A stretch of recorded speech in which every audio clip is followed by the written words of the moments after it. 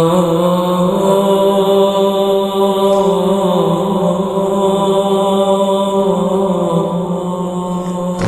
أخوكم نور الحقيقة من غرفة عمر هادم علي القصوى. احنا في رسول الله الحسين عليه السلام جاب عائلته واطفاله وقدم الجهاد، قدم روحه. والله العظيم اللي حصل الان بالعراق عند الحسين عليه السلام يعني قطع راسه، ولا اللي حصل الان بالعراق. ما اعتقد جرحنا الشيعة على مدى التاريخ مثل ما انجرحنا الان في العراق، والمراجع ساكتين. والله مع الاسف، والله مع الاسف، والله. فيا اخوان، انا بالنسبه لي اقسم بالقران انهم امناء للصهيونيه. انا بالنسبه لي قسما بالقران. وعندي سجل، يعني عندي تسجيلات للمحترم كمال الحيدري يتكلم عليهم نفس كلامه، وعندي تسجيلات لفاضل الشيخ فاضل المالكي يتكلم عليهم نفس كلامه. والله صح ما يفهم، عندنا علماء ما شاء الله عليهم، بس ما يقدروا يتجاوزون.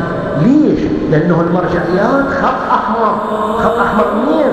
مو من الشيعة، من اسرائيل.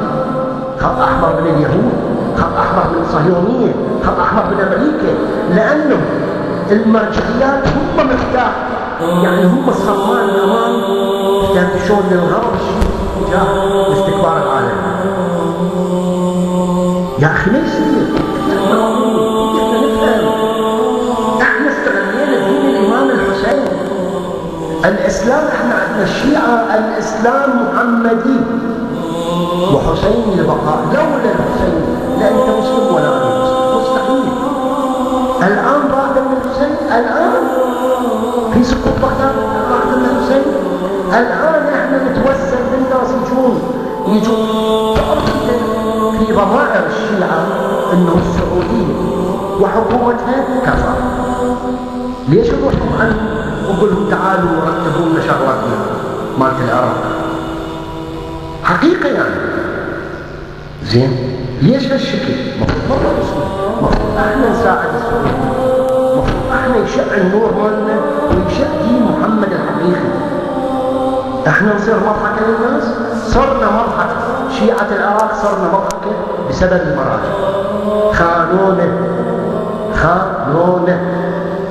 والله العظيم لولا آية الله ورح ينتصر دين الشيعة، رح ينتصر قريبا. والله العظيم رح ينتصر.